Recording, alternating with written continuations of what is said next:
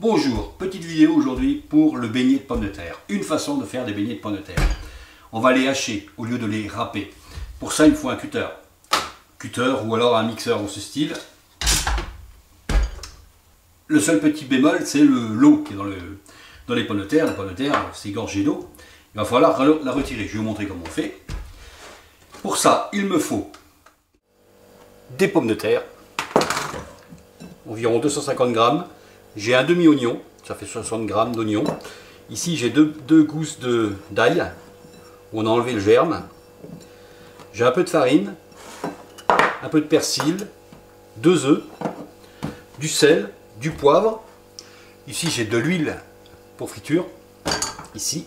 Et donc, mon mixeur. On va y mettre donc, mes pommes de terre, on va les hacher, donc on va mettre les pommes de terre. Hein. Comme ça, on va tout mettre. Le petit différent avec un cutter, c'est la quantité.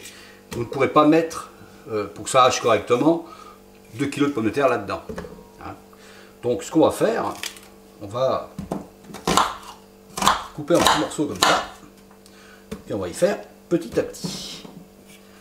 Tout bonnement, simplement. Hop, comme ça. Et on mixe.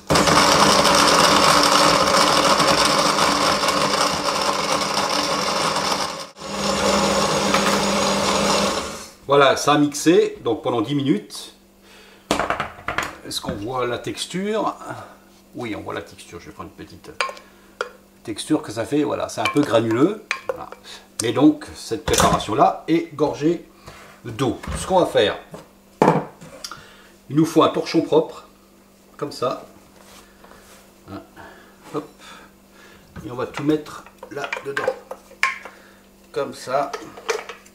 Et on va presser pour faire sortir le maximum d'eau.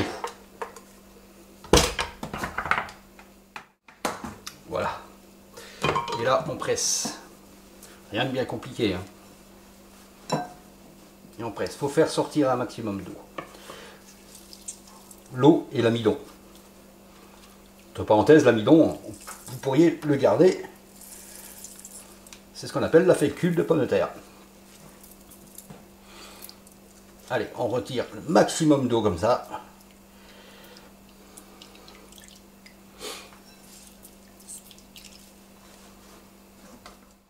Et on obtient donc cette pulpe. Cette pulpe de pomme de terre où j'ai retiré tout l'eau possible. Cette pulpe, on va rajouter une cuillère de farine avec de la maïzena ou de la fécule, ça marcherait aussi. Hein. Mais bon, moi je rajoute du persil. Et on va y mettre un œuf. On mélange tout ça.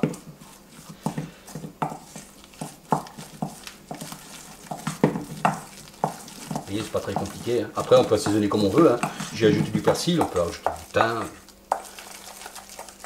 toutes les épices imaginables. Le sel, à ne pas oublier. C'est quand même de la pomme de terre. Sans sel, ça risque d'être très très fade. Là, j'ai un petit peu de poivre. Ça, c'est du poivre de Cayenne. Hein.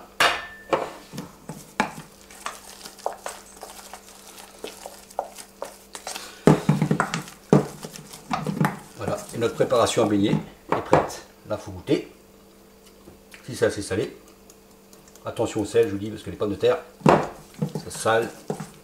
Si vous ne salez pas correctement vos pommes de terre, c'est très fade, ce ne sera pas très bon. Et voilà, en préparation. Si vous ne l'utilisez pas, la cuisez pas tout de suite. Un film alimentaire dessus, au frigo, un peu d'huile par-dessus, et ça se tient. Ça se tient quelques heures avant de préparer. On va faire chauffer l'huile ici et on se retrouve. Donc je suis prêt pour les fritures. J'ai fait chauffer mon huile ici. Alors encore une fois, l'huile, on fait très attention à l'huile comme ça en casserole. Les brûlures sont irrémédiables. Donc on fait gaffe. Après, il n'y a aucune raison que ça prenne feu, hein, sauf si votre huile est complètement brûlée et noire. Au cas où ça viendrait à arriver, la technique, c'est qu'on éteint le feu, vous prenez un linge humide que vous laissez, vous mettez dessus pour arrêter l'oxygène.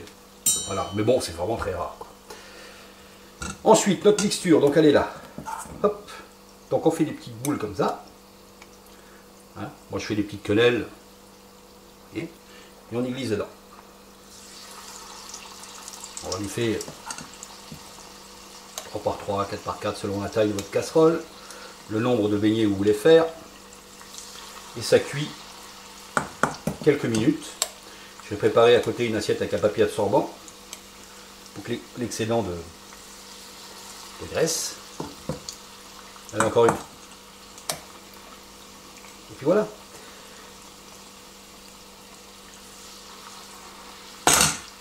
Encore une fois, on fait très attention avec. Et j'en ai fait une d'avance ici. Voilà. Voilà. Le beignet de pommes de terre. On va appeler ça un beignet de pommes de terre aux herbes. Je rappelle, ail et persil. On pourrait mettre autre chose dedans.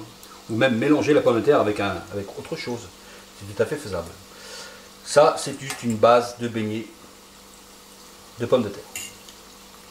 C'est pas très compliqué. C'est à la portée de n'importe qui. Voilà. Allez, je vous fais quelques photos. On peut servir ça avec juste avec de la charcuterie, une salade verte, un peu de charcuterie. Ou une viande.